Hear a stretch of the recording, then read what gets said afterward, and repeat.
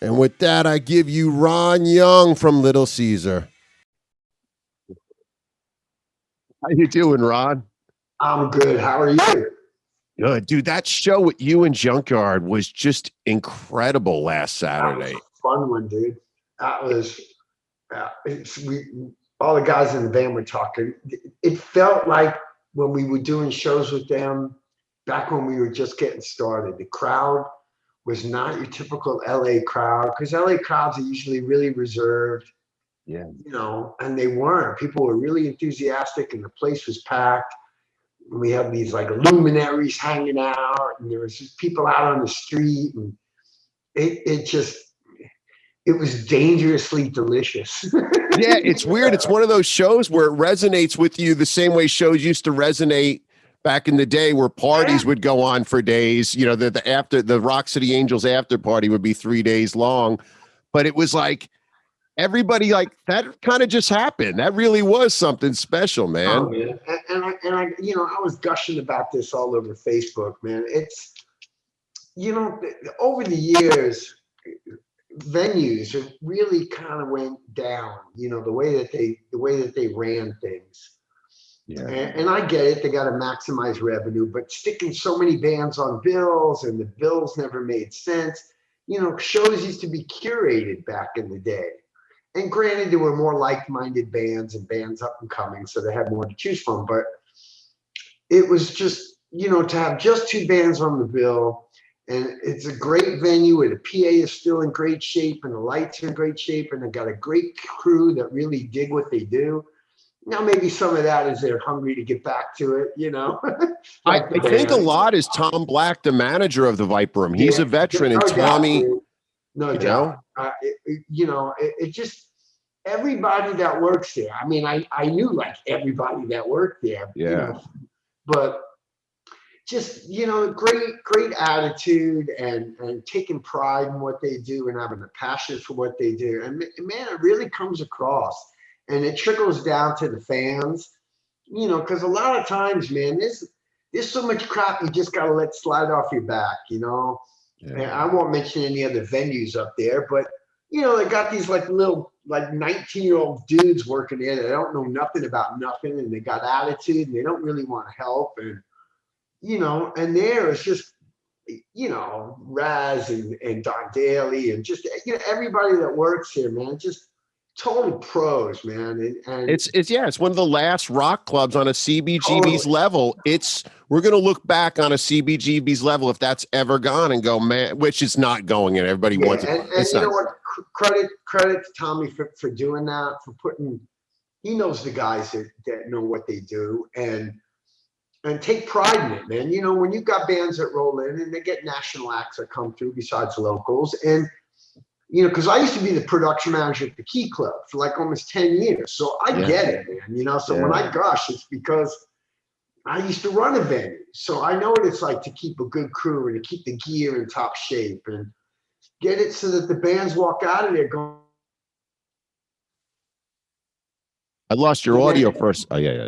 yeah, that affects the band's performance, and that trickles down to the crowd, what kind of energy, and then I mean, let's face it, man. I mean, venues are in the booze business. Yeah. They're not in the rock and roll business. I mean, Yeah. that's Yeah. just the economic reality. But what brings them to the trough is the music. And so again, just everything, man. It was so nice to get back into a place like that. And there's a short list of some great little venues that we love to play, man. And up on the strip, that's the one, man. Man, and speaking of great bands, dude, you guys, I was at sound check just listening to you and your bass player sing. And it was like I keep telling you, it was next level. Not only the band, but just like Jesus Christ, what was Yeah, no, coming off the stage. Pharaoh, the bass player, man, he's a monster singer, and he holds me up, gives me great pitch reference. He's just a great singer in his own right. So to have him be my main background vocalist, that it's so great to sing with a guy that's got such soul and range and power, and does the greatest Bon Scott impression singing you will ever hear. It's Oh, like really? close your eyes and you swear you're listening to Bon. So it's great. You know, and it's funny between you and Junkyard, different sounds, but similar sounds in the sense that I realized there was a sound in LA when I got there in 88, and I saw you the first time in 88 at the Waters Club with LA Guns, but you guys, Rock City Angels, the Hangmen, Junkyard, it was a very sweaty. What do you think that I'd listen to the guitar tones of both your bands, just how it wasn't like all the other rock bands. It was sweaty and just, what is that thing? What do you think that was? It was a sound. It's funny because this is why we love playing with bands like Junkyard, Rhino Bucket, and all the bands he listed, Hangman, Jimmy's, and both Junkyard and Hangman. It's very tone oriented in their guitars, classic tone. And they take pride in that. Not like Sorta Good, like you think Malcolm Young is in the building good. Yeah, like. no, exactly, dude. And guitar players that take pride in their tones, like Jimmy and Tim, and the guys and all these guys, man, they know it's not this over distorted square wave stuff, and it's got soul and it's got tone to it. And you know, and it's funny because Junkyard's similar. We came up in the days of hair metal on the Sunset Strip. Yeah. And we liked playing on the east side of town more than up there because it was more Tex and the Horseheads and, just grittier, more down to earth. Bands up on the Sunset Strip, they were reveling in the rock star concept and mentality. And all the bands like Junkyard and Rhino Bucket and us, and I mean, a whole bunch of slew of bands that we were more down to earth and accessible, a different approach to the way that Seattle had a sound. You guys had a sound, and there was the rock and I don't know Little Caesars if you guys had rock and roll problems, but a lot of these bands had a lot of rock and roll problems that bled into the music, and it was dangerous. I mean, that sweaty Melrose drugs, late night teaser scream. It was dark. It's definitely a legacy of how should we say behaviors that were not conducive. But that part and parcel of it, the whole thing. I mean, we wound up coming up and one of the first big gigs we did, because all the guys in the band rode motorcycles. I didn't own a car for like 15 years. So, what one of the things that helped get us started and got people excited about this is we had all the whole motorcycle community coming out and following the band because we rode with all of these people. And we'd get all these different outlaw motorcycle clubs showing up to gigs. And sometimes it got a little tense, I'm sure. And just, we took it as a badge of honor that, we'd roll into clubs. Like I say, all the other bands were looking so glamorous and pretty. And that was part of their whole look.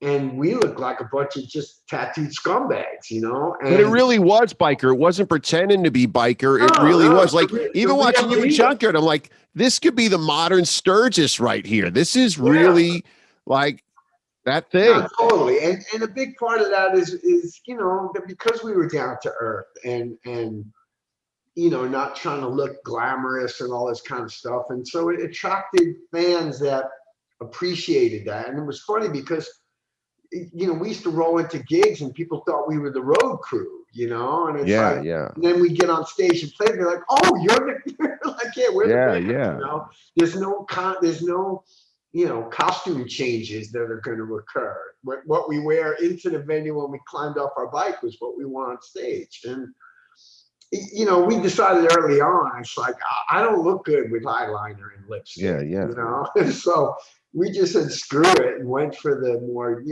more gritty sort of approach. It kind of bit us in the ass later on because. But it held up well because you guys all look still really good, and it ages well. It ages well, and I love hair metal, but it ages better than a guy that looked like a girl at 23. Yeah.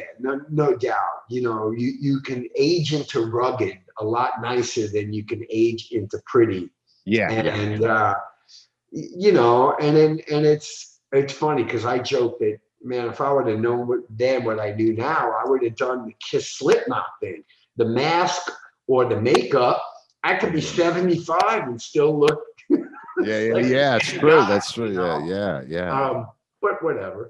So It's amazing. Yeah, it was just, and the thing you guys, it's funny how certain things sit in weird places. Like I've had many conversations with people about Little Caesar, and a lot's not known. And it reminded me when I was watching Molly Hatchet, the way that Hatchet meant so much, the shirt meant so much, but we don't know a lot about Molly Hatchet unless I've never dug, but I love them, and I've never really known that much about them. You know what I mean? yeah, we had our 15 minutes, and we were in a bizarre situation because here the band is really down to earth and really humble, and we still are. We're just grateful that we get to do what we love to do, and people still come out. But we had Jimmy Iovine as our manager, and Bob Rock as our producer, and John Kolodner as our A&R guy, and we were sitting there going, we ain't shit till we sell records. No, none of these kids care who Bob Rock is or John Kolodner is. And there was an expectation level that wound up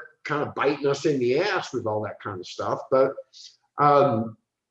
we just wanted to be this low-level band that got to have a slow build and not have this great expectation level on us being in the heart of the music business in LA. But whatever, everything happens for a reason. But a lot of that pressure, you could be choked by all the. That's why Pussycat had the small little record deal, and they did so good because they kind of, you got the $2 record deal, go do whatever you want. It worked out because they weren't choked by. Because at the time we signed the largest record deal for any new band at that time signed in the music industry, and that puts a shit ton of pressure on you, and scrutiny from a lot of things. And I remember the first week we came out of the box with a lot more ads at radio and sales than the Black Crowes did. And they were disappointed because they were expecting us to become platinum in like 5 minutes. And it's like, this is such an inside thing, man. You guys are looking at this all wrong, but whatever, it is what it is. And, I say this and I mean it sincerely. If we would have gotten to be as big as the expectation levels were, I'd be either dead or a complete asshole.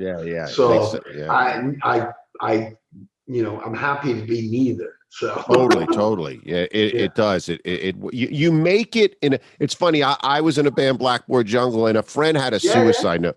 As sad as it was, and he wrote at the end of the suicide note, the band will make it. And for years I was disappointed that didn't come true. But now I realize we have our reunion shows, and it made it, just not the way you think you'll make it.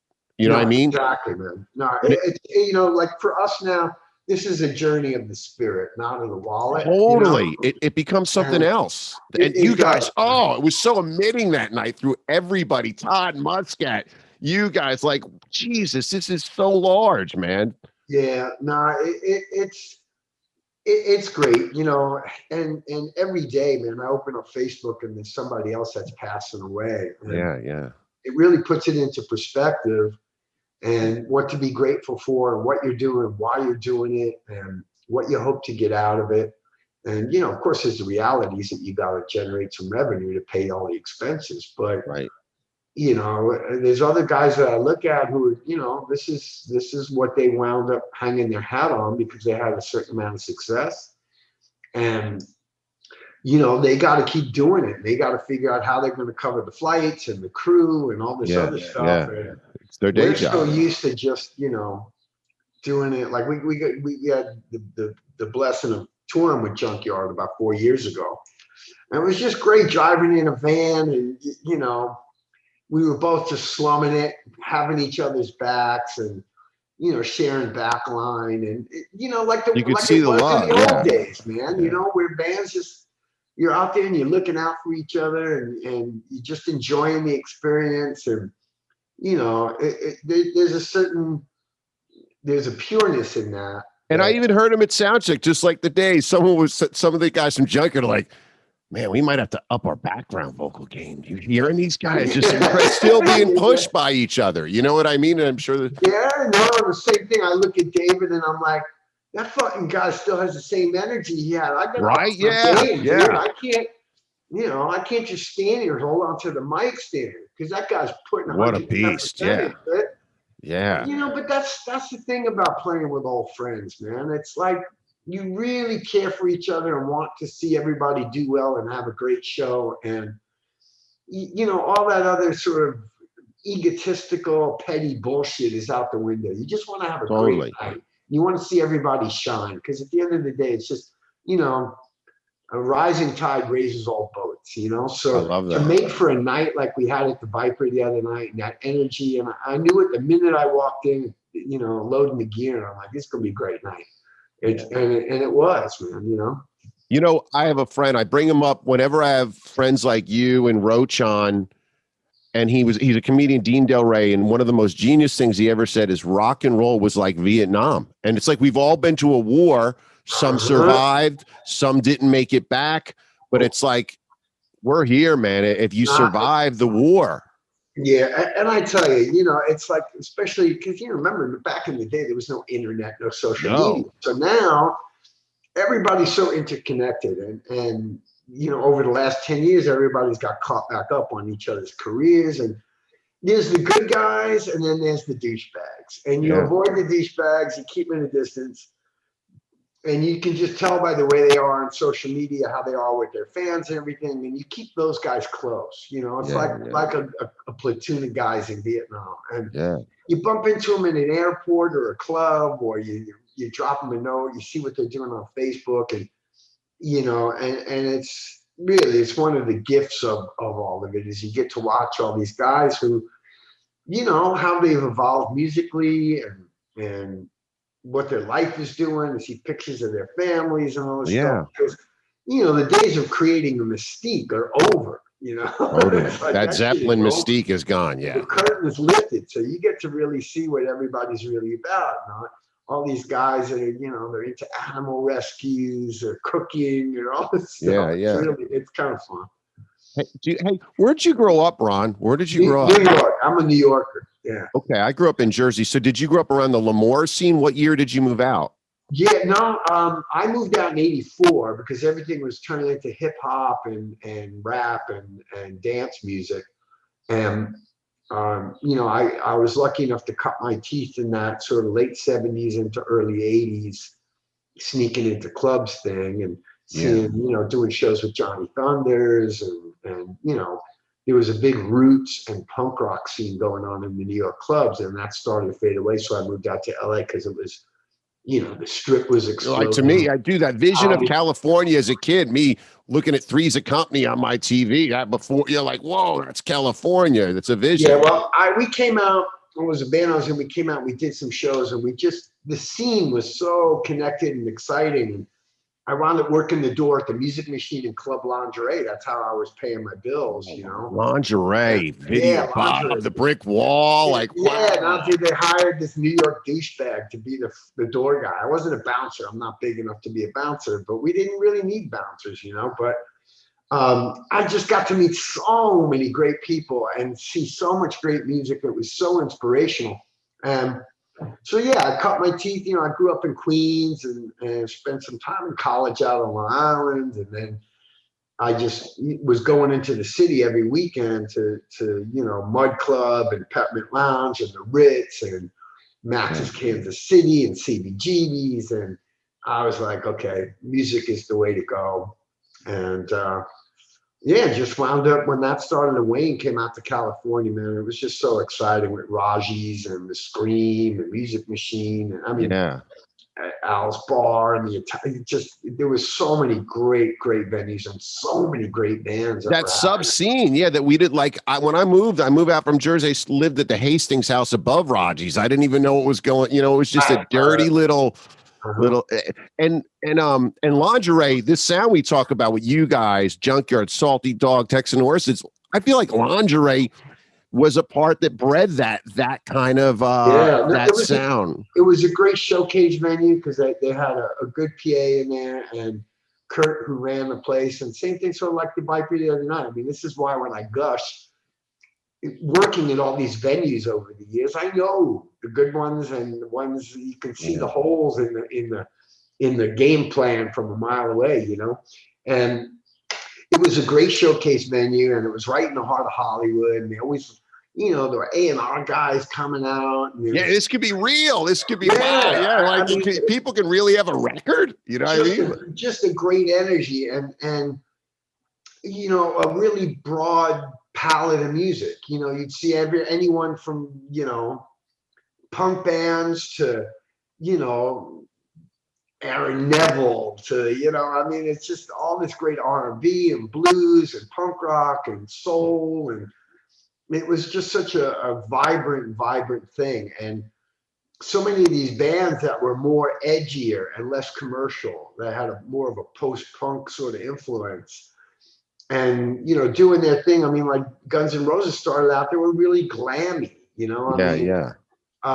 and they got more edgier and sort of lost all that because they didn't need it. The music was so powerful.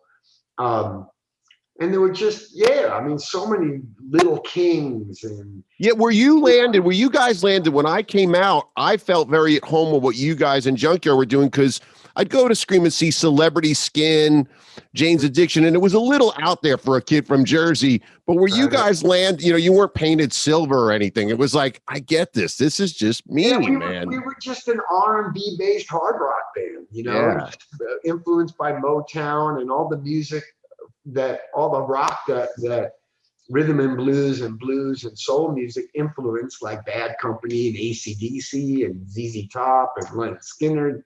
You know, all of that is R&B based music. So we were just trying to be what we grew up listening to. You know, we weren't breaking any new ground. We were just a straight ahead rock and roll band based on 12-bar blues kind of stuff. And, you know, and it's funny because I worked the door at Scream as well, you know, and, you know, we got to do shows with like Iggy Pop. We got to do shows. I mean, it was such a great time. We love Dale Gloria, but she's a good initiation to LA. We've all survived. Dale's a part of the war. You know what I mean? Michael Stewart and Dale, and, you know, great dance clubs like Joseph Brooks and Brian Raven, and it was just so many, Frank and Modi, and just a lot of great people that were just so nurturing of a scene. And After Hours at like the Zero, and you know, 01, and it was a great time to be alive and to be making music, you know. And you could still, but Saturday night, there was that spirit was there. That's what's amazing. It's not all the past if you're willing to get off the and I love that you guys did it a little earlier, knowing like, hey, people, you know, it's going to be a little early. We realized people got kids, got sitters, but you could experience that feeling. I was looking at the corner of the Chase Bank where Tower Video used to be after the show, and Roach is there, just still like, the guy that wrote Hollywood is still living Hollywood on that corner. Decide whether he wants to ride home or not, or just wants to keep going. I'm like, wow, it's still the same taste. Yeah, no, man. Like I said, it was to stand out on the Sunset Strip after the pandemic, and to see there was a real great collection of people that came out, faces I haven't seen in way too long.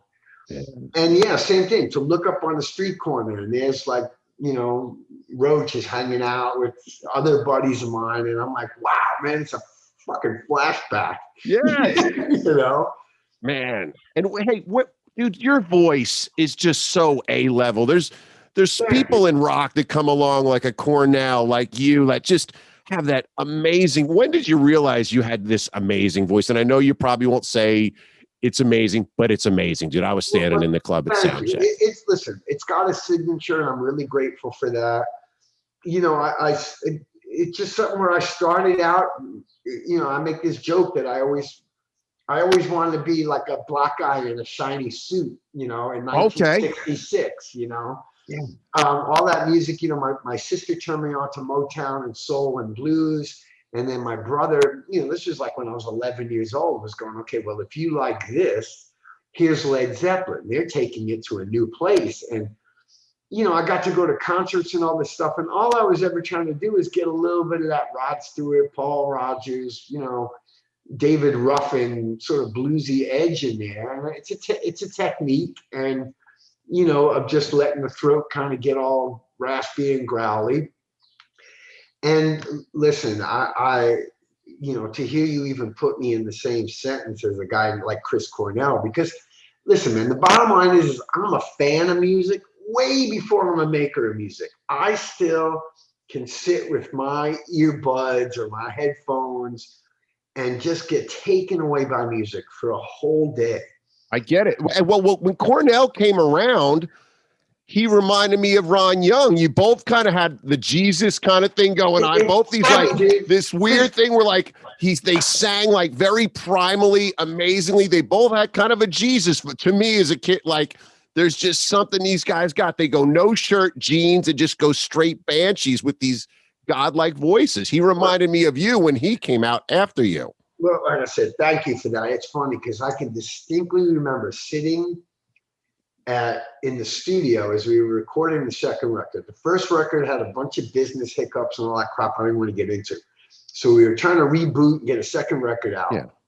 And so here I was out, the guy with the goatee, nobody had goatees back then. This is the late 80s. And so when the whole Seattle thing exploded, and I remember watching the video and seeing Soundgarden, and it's like the guy's got the shirts off, and he's got the flannel shirt tied around his waist, and he's got the goatee and the long curly hair, and I'm like, I'm fucked. Yeah. It's like this guy now is like out there getting all of this and proper rave reviews about him, and now I look like I'm the guy coming up in his wake.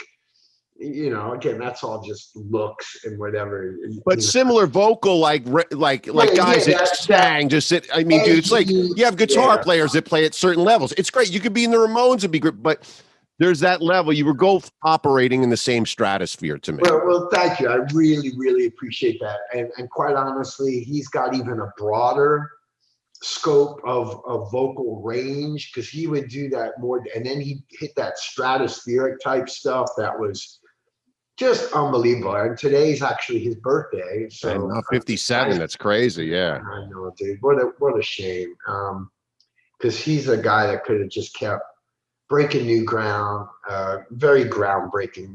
Like I say, I'm just trying to be a soul singer. He was really unique into his own realm and really untouchable, and made some just phenomenal music, man. Super Unknown is still in my top 10 record collection kind of things, and just a real shame. We're reminded of it today. So, man, hey, what about everybody was talking about? And I don't know. I was trying to look at the Cruzados. Tell me about the Cruzados, man. I want to know about this. Cruzados. It's funny because when I came out to LA in '84, there was a band. That's the same Cruzados. What's that? Is that the same Cruzado? Yeah, oh my God, I didn't know that. Yeah. Oh. So the main two guys were Tito LaRiva and Tony Marsico. And, they had probably in like the top 5 drummers of all time, this guy, Charlie Quintana. Oh yeah, and played with Izzy, the Javelinas. I've heard many here. Yeah. God bless. Yeah. Charlie was just a phenomenal natural drummer. Cool as fuck, had this swagger, had the cigarette always hanging out of his lip and his gloves, and just a monster drummer that was so deeply respected. You realize that's the same Cruzados. Wow. Yeah, so they got like, Hofstede and Marshall Roner, and both Charlie and Marshall passed away. Tito has moved off to Austin and has this great band called Tito and Tarantula. Yeah.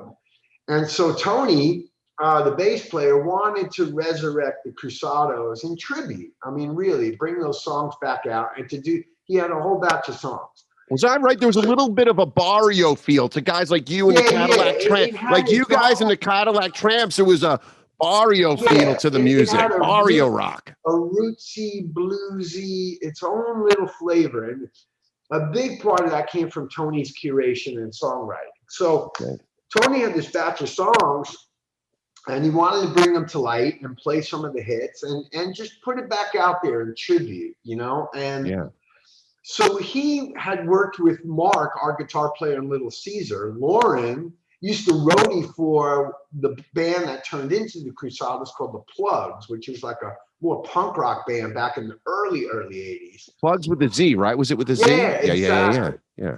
And they were just known all around Hollywood. They did gigs with everyone from Dwight Yoakam to the Blasters and the Los Lobos. They all came up. It was that time where X was mixing with rockabilly and like country. It was all, I got here. It was sweaty. Reminds me of Hollywood Sunset and Western and that Pussycat Theater, and just down towards Western, this stuff occurred. Yes. And, Tony's a monster bass player. He's toured with Roger Daltrey, Willie Nelson, Bob Dylan, Neil Young, just a million guys. He's such a monster player and a great songwriter. So anyway, he started to put feelers out of as to who he could bring back in the band, who gets it, appreciates it, and want to pay tribute to it. So the next thing you know, Mark from Little Caesar calls me and goes, would you consider playing, bringing the Cruzados back? I'm like, dude, in a heartbeat. So I got Tony's number. I hadn't talked to him in like 25 years. And we just had this great conversation. And then we bring Lauren in from Little Caesar and Rob from a band, this little soul cover band that I do called Tidy Whities. And we got into a room, dude, and within 5 minutes, we knew that this just had great fucking energy. And Tony started busting out these songs, and we just loved them. And Bruce Witkin, who produces Little Caesar, and a whole bunch of people, we were rehearsing in his studio, and he like just threw up some microphones, and we just did these quick things, and we listened back to him like, dude, we got to do a record here. So we did this record, and Tony made some phone calls, and John Doe sings on the record. Dave Alvin plays guitar on the record. Dave Hidalgo plays accordion. Gia Chambadi, who sings with Bruce Springsteen, came in and did some background vocals. Greg Kuhn from TSOL plays some keyboards.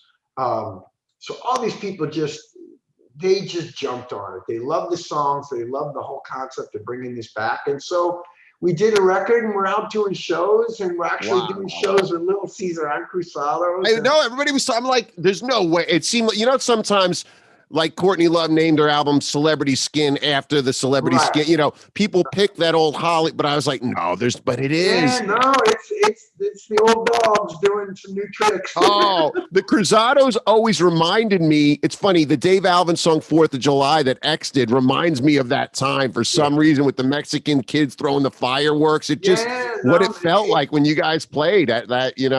Yeah, it's a tribute to that old scene of LA where it's all rootsy. It's all based on being really honest music, really rootsy, putting our own little twist with some punk rock stuff. We do like this country blues ballad that's really great that John Doe sang on with me.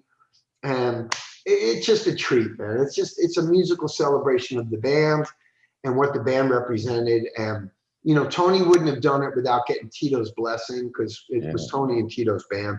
And Tito's like, oh, dude, I'd love to hear these songs played again. And, so again, man, I don't have any ego about this. I have a great respect for Tito and what he did in his singing style. So when we sing the original songs that Tito sang on, I try to keep him very much right there in my mind to pay tribute to him and all the great singing and music that he contributed to that, because it's his essence. So it's a very respectful thing. And like I said, it's done a tribute to Charlie and Marshall, who aren't with us anymore. And so it's great. It's a really fun project. Don't you think everything you're talking about, Todd Muscat and I mean, we're talking that night, it hasn't really been documented right. There's so many things that have been documented about LA in books, and Desi had the movie, but I mean, really documented what it felt like to be sweaty and on Melrose and going to these shows at White Trash at Go, or Lingerie, what it really felt like. I think this is where we capture it. I mean, I talked to, this is the most interesting stories that come out is when I talk to guys like you, man. It's it just captures it. Yeah, man. I mean, it was any night of the week, man. I should just jump on my bike and I'd make the rounds from little shot and beer bars. We kind of took over this little place called the Powerhouse. Oh yeah, that bar in Kuwait. I once arm wrestled with a biker because I'm a master arm wrestler for the Powerhouse. Yeah, Little Caesar were always there, man. Yeah, no, it was great. We just rolled in there one night and noticed that they had this parking lot behind it with a door, and we were like, "That's it. This is home." And it was like us and Billy Idol and all these guys who were riding bikes at the time. We just kind of took it over, and it was like, you would just roll there at the beginning of the night and say, where are we going? And we just go to White Trash or go down to the Scream, over to the Lingerie, over to the Whiskey, over to the Rainbow, back down. And Frolic Room, Powerhouse, those little bars were part of it too. The Frolic and the Powerhouse. totally. Because they were just Bukowski documented them, but rock guys don't ever document them. You know what I mean? right. I know, and they were meeting places. So many bands got formed in these little bars, and it was just such a glorious time for music and for friendship, and the Yeah. Cat House. I mean, we haven't even mentioned the Cat House. Yeah. But Tammy and Ricky, I mean, what they did for that whole scene is just legendary, Yeah. So we would just roll from club to club to club all night long, man. On your bikes, I remember that. It was so Yeah, large. just seeing people play, and it's like we would just come up with the game plan early on and where we were rolling, and it was 7 nights a week, man. It was kind of hard to keep a job. I remember when I got here, because East Coast is very working class. People work and everybody, has a job, and the weekend hits up. But when I got to LA, nobody has a job here. I know people did, but it didn't seem like it. You know what I mean? It's like, yeah, well, that's where a lot of musicians wound up getting subsidized by exotic dancers. Yes, this is true. Yeah. Yeah. Crashing on their couch and going to see them dance and then getting a meal from them. And that's where that whole connection with the Motley Crue girls thing kind of came from, So, but it was a journey out of that cashless society, where everything was free. It was a journey to make it out without dying. And some people didn't make it. It was, you had to, it's very like, look at you came out great. I think I did all right. Just coming out going, all right, that was, we got a good ride in that. Yeah. Well, when I didn't become the rock star in 5 minutes that they were promising me, I became very filled with self-pity, and I wound up climbing into a bag of heroin for 6 years, That wasn't a lot of fun. No, I'm sure. But, man, it's all just part of the experience, climbed out of that nonsense, thank God. And, it just, all of that stuff, man, it just comes with the territory, unfortunately, Well, that there's so much behind you, seeing that show and the heart and soul of Little Caesar and every member of the band, and just it was amazing, man. And thank you for the music, and we look forward to more music. You got to send me links, even the Tidy Whities, if I said it right. I want links to all your stuff so I can put and people I'll can send get you this. a link to a live streaming show that we did, but we were doing great obscure, like Edwin Starr and King Floyd and Isley Brothers, with a great group of musicians. I'll send you a link to that.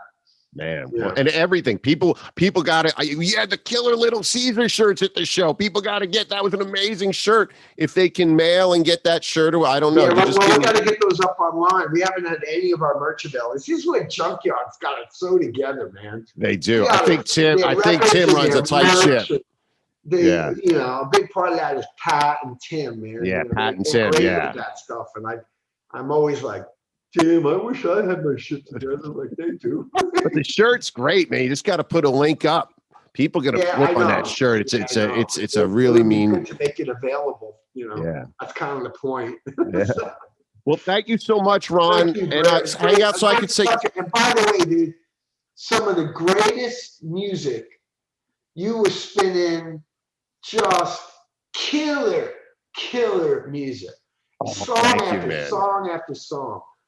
And it's so important, to the background of a night, the energy level and the emotion and the ebb and the flow. It is. You just nailed it. And when you can hang out with friends and your head's going like this, and you're like singing along, and then back to your conversation, it's just like this warm blanket that's it is. Thank you. And it was just great, not Back in Black, Long Way to the Top if you want to rock and roll, the great obscure stuff. And we're doing Pipeline, and even what was the one what's this broad array that Link Ray into AC/DC becomes cool when Link Ray's before it. I played Link Ray before you guys came out, Rumble, and it was like, I know, dude, Rumble, and we were like, it was just because you're showing people where all this stuff came from. This, it's like the Bible. This begat this, begat this, begat this, and it all influenced everybody as music came up through. And you were very subtly pointing all of that out. I'm glad you, and by the way, I DJ up here on a cruise, but I took the night off and came down and DJ'd for free because it was two of my favorite bands. No, but the reason being but it meant so much to me to be a part of this night and to be able to be part of the little paintbrush in between these bands, because I knew it had to happen and not be a Spotify playlist. It just, I knew that I could could add something to what was going to be a magical night. And I posted about that because you did. That meant a lot to me. That meant so much. I was sharing that with to me, that's like, no different than Axl saying it. We used to go see DJs. And this Joseph Brooks. That's who I learned from, seeing Joseph Brooks. I mean, there was just some people that turned us on to these great, like, who was that? And it put people in a mood, and it took them places. And it's essential. It is essential. And it's essential to have somebody who has a group that curates the night and puts it in a place in between the bands and gets them ready for the show. Yeah. And keeps them moving. And it was done so deliciously. Thank you, man. That meant so much. That made my drive worth it. That you said that Ron Young said that. Just made it all worth it to me. I swear to you, man. You nailed it, song after song, and it's like you don't want to leave the club. I had Roach. I was playing at the end of the night. I put Stranglehold off Double Live Gonzo. And it's like you don't want to leave because you're like, oh yeah, I love this song. You know, it's like everyone's playing air guitar. And, that's what I do. You look at the bodies and you're like, we could do it, man. Dude, it's like you're throwing out crumbs to hungry people. It's just like, oh man, that's right. I gotta go home and dig out my MC5. Oh, I gotta go out and listen to, and it's like it's just was so great, man. Thank you. I really appreciate that. On top of the cake, man. It was just great. Well, thank you so much, Ron. And hang out so I can say goodbye and say goodbye to everybody. Bye, everybody.